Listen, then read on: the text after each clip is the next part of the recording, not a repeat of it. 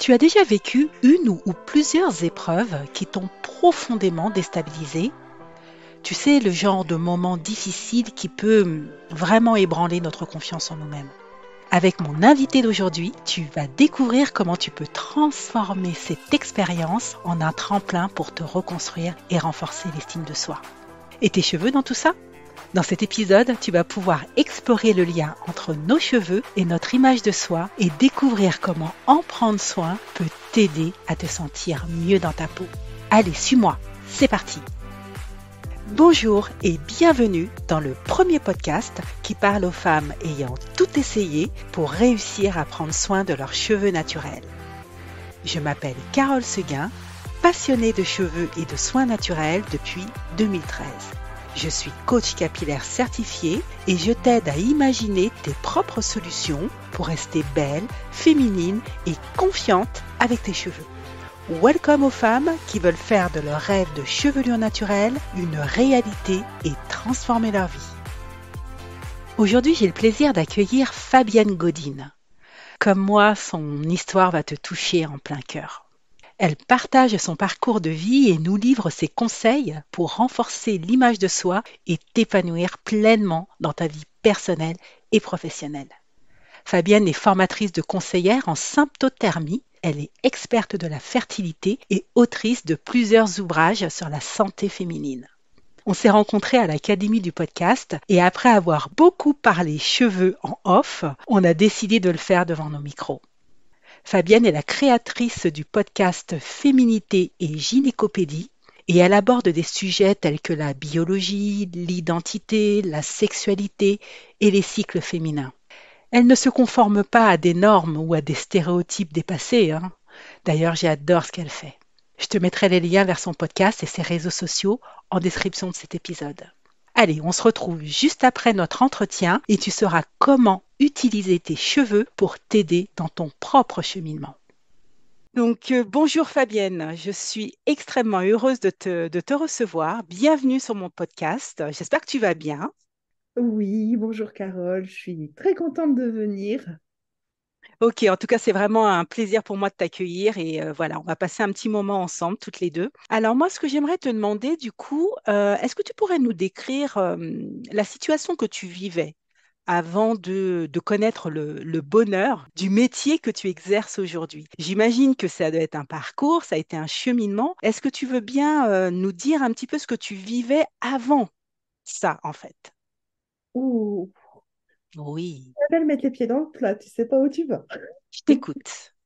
Eh bien, avant de me lancer sur tout ce qui était cycle, naturopathie, phytothérapie, j'étais dans un parcours d'infertilité, parcours de PMA avec FIV et tout le bazar. Donc, un parcours qui était lourd psychologiquement et physiquement.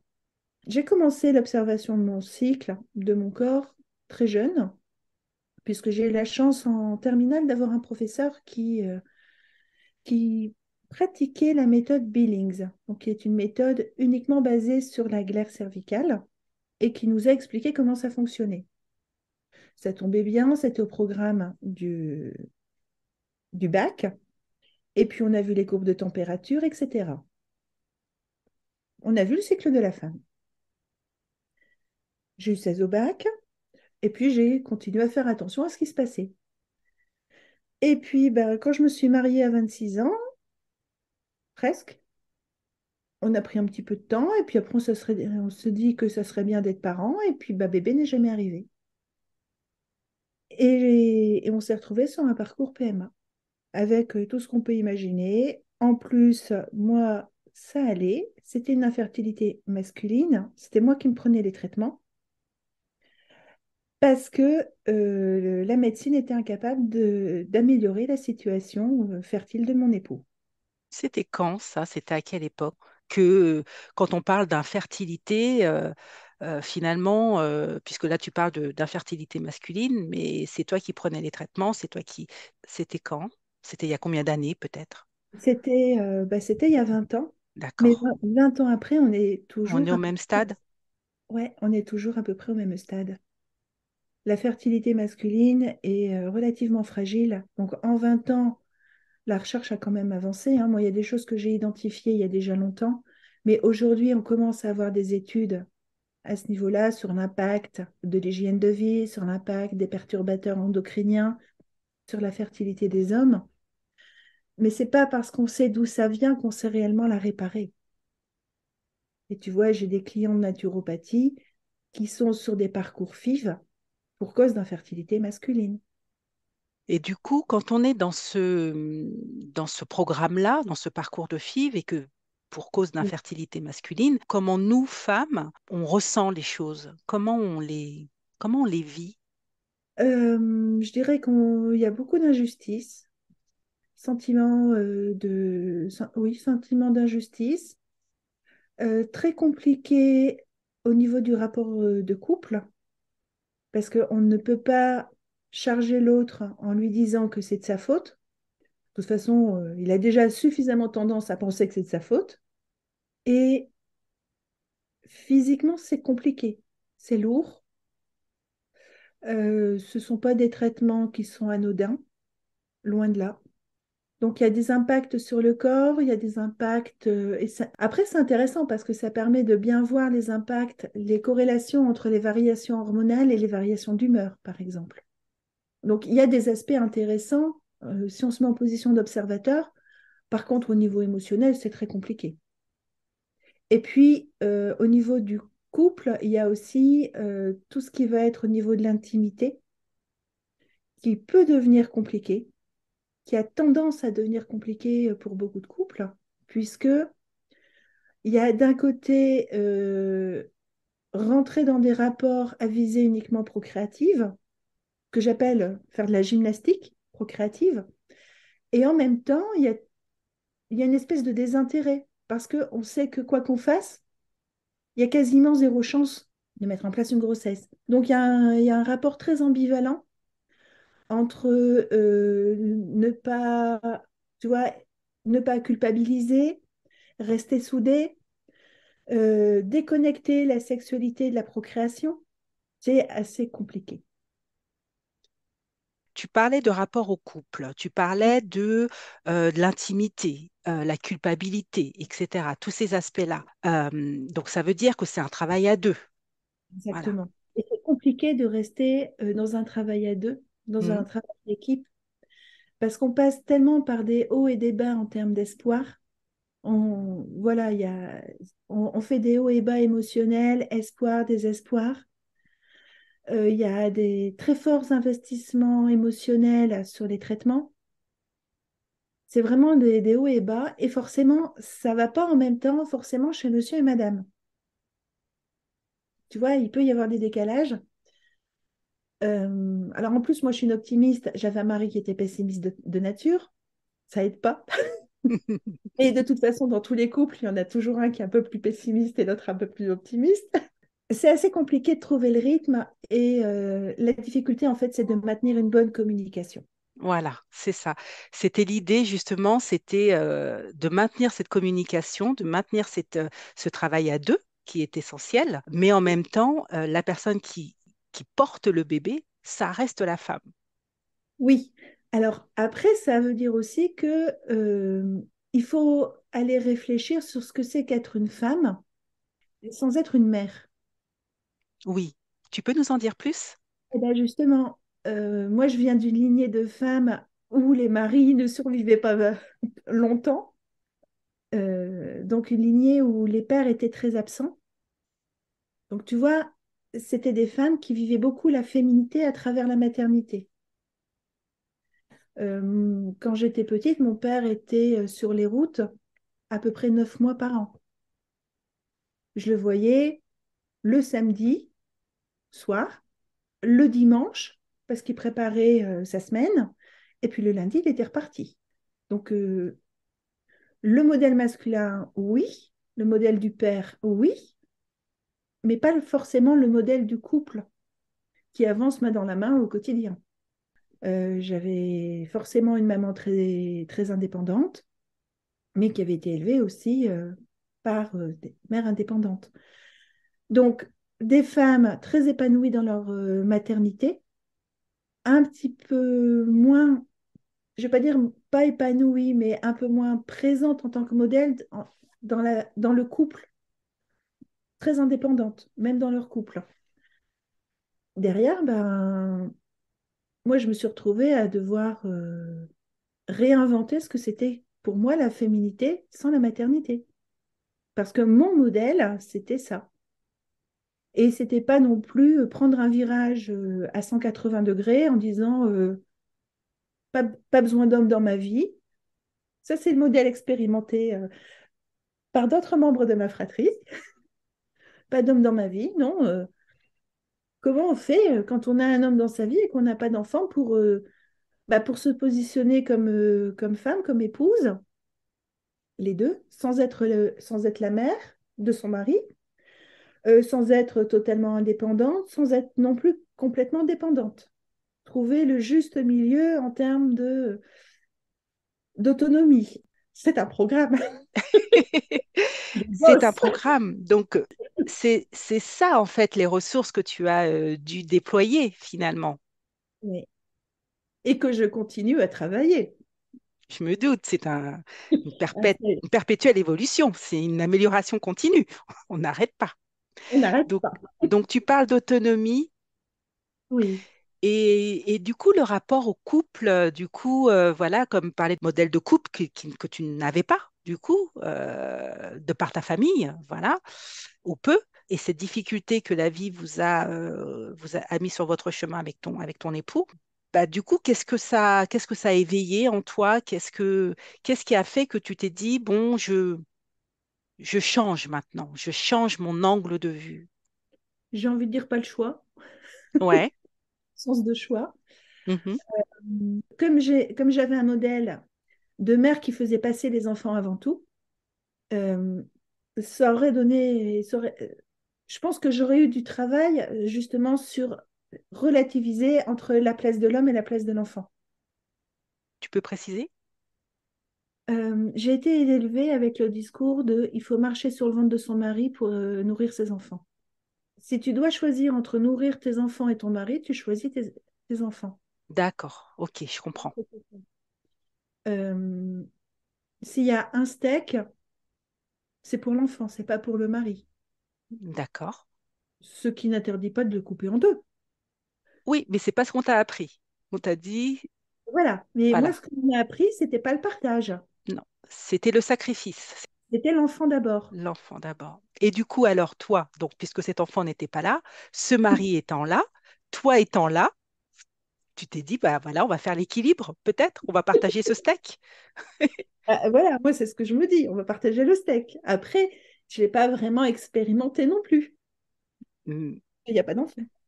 oui, mais vous avez partagé le steak, du coup. Mais on a partagé le steak. Ok.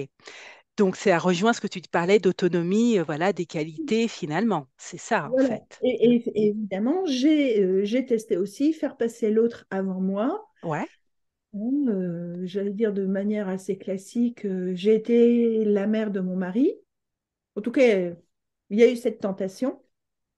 Je ne dis pas que je n'y ai jamais, que je n'ai jamais plongé, mais ça a été tout un travail aussi de sortir des positions. Alors, c'est peut-être assez bateau, hein, mais de la position du triangle dramatique, Mhm. victime, bourreau, sauveur. Parce qu'on Mm. parlait tout à l'heure des postures au sein du couple, en parlant de culpabilité, il y a ça aussi derrière. Il y a ces postures, je suis victime de ton état de santé, Mm. tu es mon bourreau Mm. et je vais chercher des solutions et devenir le sauveur de notre couple. Très juste. Et quand on rentre dans ce genre de relation, c'est, entre guillemets, la relation est toxique. Ah bah de toute façon, c'est clair et net. Les gens ne sont pas toxiques, c'est pas ça que je suis en train de dire. Mais effectivement, la relation est toxique, du coup. Oui. Et c'est un des dangers de ce type de parcours. C'est de rester sur des positions d'adultes en disant, bon, c'est un événement qui n'était pas prévisible. Ouais, c'était assez compliqué de ne pas rester dans cette posture. Ça a été très compliqué d'en sortir Tu en es sorti. aussi. Ben oui. Donc, Il tu y as mis avait le focus sur quoi, en fait, particulièrement? Donc, tu as parlé un petit peu hein, d'autonomie, etc. Mais est-ce qu'il y a des choses dans ta vie, je ne sais pas, moi, au niveau de la santé physique, émotionnelle, paix intérieure, est-ce qu'il y a des choses vers lesquelles tu as un petit peu évolué et qui t'ont permis de rééquilibrer, du coup, ces perceptions et de bah, sortir de ce triangle? déjà, j'ai mis de la conscience sur le fait que ça existait. Parce que tant qu'on ne met pas de conscience sur ce genre de choses, c'est compliqué de se rendre compte de ce qui se passe. Ça a été quoi le déclic? Ça a été ma formation en hypnose. Ok. Je pense que ça, à ce niveau-là, sur le triangle dramatique, je l'avais déjà croisé avant. Au niveau professionnel, parce que j'ai fait beaucoup de formations PNL, ProcessCom, CNV, compagnie, j'ai beaucoup exploré dans mon cadre professionnel. Mais alors la formation d'hypnose, et c'est le film avec Gérard Jugnot. Oui, mais alors là, ça a vraiment été le film où je me suis aperçue, où j'ai fait le lien en fait entre la théorie et la pratique. C'est-à-dire? Bah, c'est un film où Gérard Jugnot joue le rôle d'un thérapeute qui reçoit une jeune fille qui est complètement prise dans le triangle dramatique de ses parents. Et donc, tout le film illustre des triangles dramatiques, celui que vivent ses parents et celui qu'elle est en train de reproduire avec son petit copain. Et régulièrement, elle va voir son thérapeute qui lui dit, attention, là, il se passe. Qu'est-ce que? Ok. Et en fait, c'est ça qui m'a vraiment permis de comprendre ce qui se passait parce que on passait de la théorie à des exemples, en fait, de l'illustration. Ok, tu t'es reconnu, en fait. Ouais, il y a des choses sur lesquelles je me suis reconnue. Et du coup, comment tu as réussi à vaincre tes peurs, tes doutes de tout ça quand tu t'es dit, bon, ok, je commence à voir les choses, ce que je suis en train de vivre, ça s'appelle comme ça, Mhm. donc c'est la conscience dont tu parles. Comment tu as réussi à t'en sortir? Contre quoi il a fallu que tu luttes? Euh, Ce qui est très vicieux dans le triangle dramatique, c'est qu'on est au moins deux à jouer. Et c'est compliqué d'arrêter de jouer parce que l'autre veut continuer. Il n'a pas forcément envie d'entendre que on est dans un jeu toxique.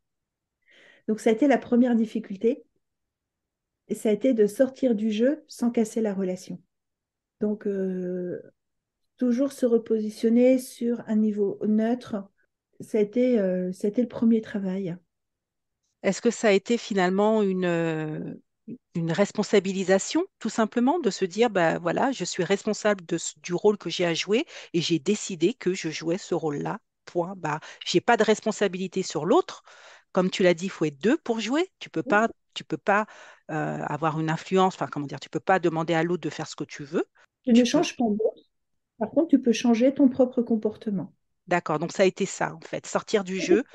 Voilà. Ok. J'ai changé mon comportement et j'ai fait très attention à ce qui se passait pour ne plus être dans ce jeu. Ok. Et du coup, qu'est-ce qui s'est débloqué alors en interne pour toi à partir du moment où tu as eu cette prise de conscience? En fait, ça m'a donné de la lucidité. D'accord.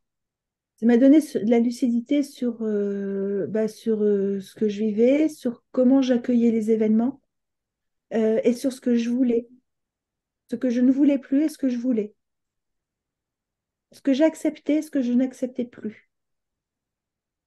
Très bien. J'imagine que ça s'est pas fait du jour au lendemain. Ça a dû prendre un petit moment, mais J'ai reposé des limites et ça n'a pas été forcément bien accueilli non plus. Parce que il s'était passé un certain nombre d'années de mariage, hein, on approchait des 20 ans, et du coup, bah, changement de comportement, il ne me reconnaissait plus. mais comment toi, du coup, tu as rebondi? Bah, en fait, je crois que tu as donné le mot avec responsabilité. Et je te disais aussi, j'ai pris conscience, il y a eu de la lucidité sur beaucoup de choses. J'ai regardé ce qui allait et ce qui n'allait pas dans ma vie, ce qui me convenait et ce qui ne me convenait pas. Et puis, puis j'ai décidé que j'allais pas rester dans un mariage comme on attend, comme on attend le corbillard. Donc, j'ai repris ma vie en main. J'ai arrêté d'attendre le bon vouloir de l'autre et j'ai décidé de faire, je vais pas dire ce que je voulais parce que c'est pas le terme, mais j'ai décidé d'assumer ma vie. J'ai arrêté de faire semblant pour être aimée. J'ai arrêté de faire semblant pour avoir la paix. Hein, la vie, elle est courte et les années passent vite. Et puis, si on n'en profite pas, c'est pas à la retraite qu'on va en profiter. Non, mais vraiment ce que je retiens dans ce que tu dis, c'est devenir soi-même. Arrêter de faire semblant, Oui. arrêter pour être aimé, pour avoir la paix, enfin, arrêter d'être quelqu'un d'autre en fait. Tu as décidé Exactement. d'être toi-même. J'ai décidé d'être moi-même. Et puis, tant pis si ça ne plaît pas. De toute façon, on n'est pas là pour plaire aux autres. Et on ne peut pas plaire à tout le monde. À qui faut-il plaire alors? Soit, Je si voulais ça te l'entendre dire. convient aux autres, tant mieux. Si ça ne leur convient pas, bah, qu'ils passent leur chemin. C'est qu'on n'est pas fait pour s'entendre. Exact. Il y aura d'autres personnes qui seront attirées par toi. Voilà, et Et d'autres qui... personnes qui seront attirées par elles. Exact, tout à fait. Donc, cette rencontre avec toi-même, finalement, ça fait combien de temps et comment tu as été à la rencontre de toi-même? Qu'est-ce que tu as appris? Qu'est-ce que tu as expérimenté? Alors déjà, c'est un travail régulier. Hein, c'est pas quelque chose d'acquis parce voilà, on vit en société et on a été formaté dès l'enfance aussi Mm, à faire plaisir à maman. Et puis si tu me fais plaisir, tu auras un bonbon ou un chocolat ou un bisou. Donc il y a aussi tout un formatage dont il faut prendre conscience. Ça ne veut pas dire qu'il est mauvais en soi, hein. Ça veut simplement dire que c'est bien d'en prendre conscience et dans quelle mesure il nous bride. Donc ça veut dire aussi prendre du recul par rapport à mon propre fonctionnement. Donc là, il y a du travail, il y a du travail de méditation, de réflexion, d'identification. Il y a du travail personnel, il y a du travail aussi avec d'autres personnes. Ça peut être bien aussi de se faire aider. mm. Et du coup, quel lien toi tu fais entre prendre soin de soi, donc prendre soin de son corps, de son esprit, enfin, de sa santé émotionnelle, et la relation avec ses cheveux? Bah, écoute, les cheveux, ça fait quand même partie des premières choses que l'on voit. On dit toujours que les yeux sont les fenêtres de l'âme, mais les cheveux, c'est aussi ce qui nous met en valeur. Et il suffit de voir le drame que ça peut être, une coupe ratée, une couleur ratée ou un premier cheveu blanc, parce que ça renvoie justement à l'image que l'on a de soi-même. Avant que ça soit l'image que l'on envoie aux autres, c'est d'abord comment moi j'apprécie de me voir dans le miroir. On sait très bien que ce que l'on voit, c'est exactement comme ce que l'on entend. La voix que nous entendons quand nous parlons n'est pas la voix que l'on entend quand on est enregistré. Et au niveau de l'image, celle qu'on voit dans le miroir, c'est pas la même chose. Sur un enregistrement, c'est pas la même chose que ce que les autres voient de nous. Mais la première chose, c'est déjà, est-ce que ce que je vois dans le miroir me plaît, me convient? Est-ce que ça correspond à l'image que j'ai envie d'avoir de moi? C'est aussi l'image que j'ai envie d'offrir au monde de moi. Mais est-ce que je suis à l'aise avec ça? Ok, être à l'aise avec ça. Est-ce que pour nous aider à reprendre un peu le contrôle et avoir une vision plus paisible, Juste, paisible. paisible, ou juste, oui, puisque tu l'as dit, hein, le drame. le drame d'une coupe ratée, d'une couleur, du premier cheveu blanc, le fait que voilà, c'est la première chose que l'on voit. C'est également finalement quand on est à l'inverse, hyper enjoué, qu'on a la pêche, on est amoureux, on rentre de vacances, ou on a une énergie de dingue, on se refait une super coupe, ou au contraire, grâce à nos cheveux, et ben, ça dégage du coup une nouvelle énergie. Donc, c'est Mm. évident que... Mais pour retrouver cette relation et apaiser, qu'est-ce qu'il faut en fait? Qu'est-ce que tu suggères en fait comme aide? C'est les cheveux et le deuil. Je ne sais pas si tu as déjà abordé cet aspect-là. Alors, je ne l'ai pas abordé directement, mais effectivement, c'est quelque chose qui... Alors, quand tu parles dans certains, par exemple, dans certains pays, dans certaines cultures, où quand on perd son mari, on se rase les cheveux, c'est ça que tu veux dire? Par exemple, alors oui, ça c'est ce qui est arrivé à ma belle-mère. J'ai des donc Afrique noire. Hmm. Elle a perdu son époux, elle s'est rasé la tête. C'est l'usage. J'ai des amis au Cambodge. Quand il y a un décès, je me rappelle du gendre d'un ami, il avait perdu sa grand-mère, il s'est rasé la tête aussi. Et quand mon premier mari est décédé, je ne me suis pas rasé la tête. Mais je suis allée chez le coiffeur, j'ai changé de coupe et j'ai changé de couleur. C'est assez intéressant de voir que de manière différente, il y a ce besoin de changement. De couper quelque chose, en fait, de rompre un lien. Ouais, Hmm. exactement. Exactement, oui. Toi, ça a été la couleur et la coupe, La c'était coupe. de couper quelque chose, de rompre effectivement ce... C'est ce qui correspond aussi à notre culture. On n'est pas dans une culture ici à où on se va raser se la laver tête. la tête. Je suis d'accord. Ce qui ne veut pas dire que la tentation n'était pas là. Parce que vraiment, ce côté faire table rase, euh, nous, on est plutôt dans faire table rase du passé. Hmm. Je comprends. Ouais, j'ai un ami belgo-italien, au décès de son père, il s'est pas rasé la tête. À l'époque, on était au Cambodge, mais il s'est rasé tous les poils du corps. Alors peut-être qu'il y avait aussi l'influence cambodgienne, khmer, mais il y avait ce côté besoin de faire table rase, besoin de couper. Pour renaître, pour se reconstruire et créer quelque chose de nouveau. Exactement, OK? pour partir sur une nouvelle base. Effectivement, repartir sur de nouvelles bases. Et quoi de mieux que tes cheveux pour ça? Ça tombe bien, ils sont sur ta tête. Fabienne a évoqué le triangle dramatique et le fait d'être deux à jouer. Eh bien moi, tu sais, lorsque je pense à ça, je me dis que c'est ce qui se passe avec toi et tes cheveux.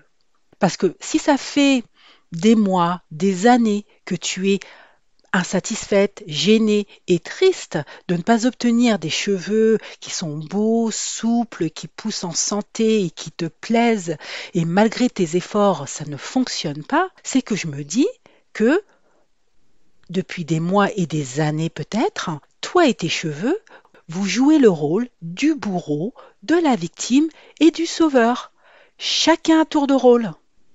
Et comment faire pour sortir de cette relation toxique? Fabienne nous a dit qu'il faut mettre de la conscience et changer son comportement. Et que grâce à un travail régulier, tu pourras repartir sur de nouvelles bases selon ton propre fonctionnement. Ça ne te fait pas penser à une routine capillaire, ça? Eh ben moi, si.